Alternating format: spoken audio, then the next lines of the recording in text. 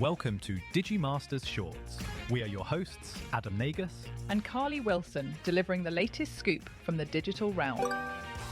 Anthropic has unveiled Claude Managed Agents, a new product designed to help businesses more easily build and deploy autonomous AI agents. The tool provides out-of-the-box infrastructure that simplifies what has traditionally been a complex engineering challenge.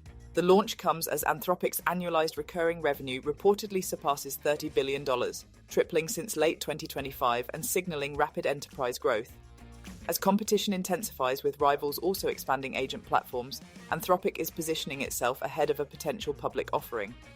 Company leaders say many businesses are not yet fully leveraging what Anthropic's AI models can do. Managed Agents offers a ready-made agent harness, combining software tools, memory systems, and secure sandboxed environments to help AI systems operate independently. The platform allows agents to run autonomously in the cloud for hours, monitor other agents, and manage access to specific tools. Executives say this removes the need for large engineering teams to build complex distributed systems from scratch. In a recent demonstration, productivity company Notion showed how it used managed agents to automate client onboarding tasks, with managers able to monitor agent activity in real time. While investors continue to question how AI platforms may disrupt traditional software companies, the release signals Anthropic's continued push to make enterprise AI agents mainstream. Google has introduced notebooks to Gemini, adding a long-missing organizational feature that rivals like ChatGPT and Claude have offered for some time. The new notebooks function like folders, allowing users to group and manage chats more efficiently on the web. Users can add custom instructions and upload relevant files such as PDFs and documents, giving Gemini better context for specific projects. This added context enables more personalized and tailored responses from the AI assistant. What sets Google's approach apart is deep integration with Notebook LM, with notebooks automatically syncing between the two platforms. That means a conversation started in Gemini can seamlessly continue in Notebook LM, where users can generate infographics or video overviews. The rollout begins this week for Google AI Ultra, Pro, and Plus subscribers on the web. Availability is expected to expand to mobile devices, free users, and additional regions in the coming weeks. The update closes a key usability gap for Gemini and follows closely behind the company's expansion of personal intelligence features for free users in the US, signaling Google's continued push to strengthen its AI ecosystem. Meta has unveiled Muse Spark, its first major artificial intelligence model since hiring Scale AI founder Alexander Wang as part of a $14.3 billion investment aimed at reviving its position in the AI race.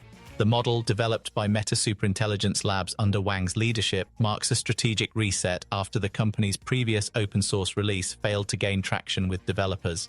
Meta says Muse Spark is intentionally small and fast, designed to handle complex reasoning in science, math, and health while serving as the foundation for more advanced models already in development.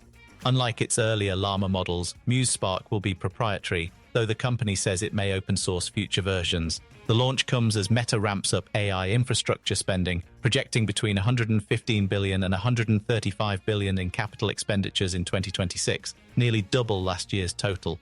Meta is also testing a new revenue stream by offering select partners access to Muse Spark through a private API, with plans for broader paid access later. The model now powers the Meta AI app and will soon roll out across Facebook, Instagram, WhatsApp, Messenger, and the company's Ray-Ban smart glasses. New features include multiple response modes for simple and complex queries, a contemplating mode that uses parallel AI agents for advanced reasoning, and a shopping mode integrated with content from creators and brands. The stakes are high as the generative AI market is projected to surge past $300 billion by 2033, with competitors like OpenAI, Anthropic, and Google currently leading the field. A federal appeals court in Washington, D.C. has rejected Anthropic's request for an emergency stay in its lawsuit against the Department of Defense. A three-judge panel ruled that the artificial intelligence company failed to meet the strict requirements necessary for such relief. Anthropic is challenging the Pentagon's decision to label it a supply chain risk, a move that currently bars contractors from using its Claude AI system in Defense Department projects. In a separate case last month, a federal judge in San Francisco temporarily blocked that designation, calling into question whether the government could brand an American company a potential adversary for expressing disagreement. The appeals panel, however, said the equitable balance favored the government, citing national security concerns during an active military conflict. Judges acknowledged Anthropic would likely suffer some irreparable harm, but characterized the impact as primarily financial. They also rejected the company's argument that the designation chilled its free speech, saying there was no clear evidence its criticism of the government had been suppressed. The dispute stems from failed negotiations over a $200 million contract, with Anthropic resisting language that would allow the Pentagon to use its AI systems for all lawful purposes, including potential surveillance or weapons applications. For now, Anthropic remains excluded from Pentagon contracts but can continue working on non-defense federal projects. Company officials say they remain confident the courts will ultimately rule the supply chain designation unlawful, while the acting US Attorney General called the decision a victory for military readiness. Thank you for listening to today's AI and Tech News Podcast summary. Please do leave us a comment, and for additional feedback, please email us at podcast@digimasters.co.uk. You can now follow us on Instagram and Threads by searching for @DigimasterShorts or search for Digimasters on LinkedIn.